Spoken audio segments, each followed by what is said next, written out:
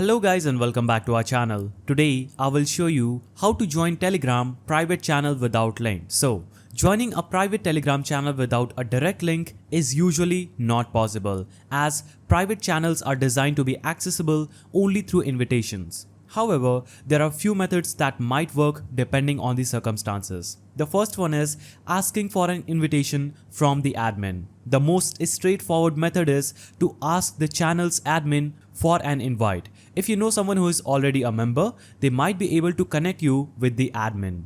The admin can add you directly to the channel or share the invite link with you. Now the second way is searching for the channel name. If you know the exact name of the private channel, you can try searching for it in Telegram's search bar, then drop a request to join that group. If the channel is private but searchable, it may appear in the search results and you can request to join. Now, the third way is request from an existing member. If you know someone who is already in the channel, they might be able to invite you. Existing members often have the ability to invite others, though this depends on the channel's settings. They can either add you directly or ask the admin to invite you. The fourth way is joining through a group connected to the channel. Some private channels have associated public groups. If you join the group, you might find information about the channel or meet members who can invite you.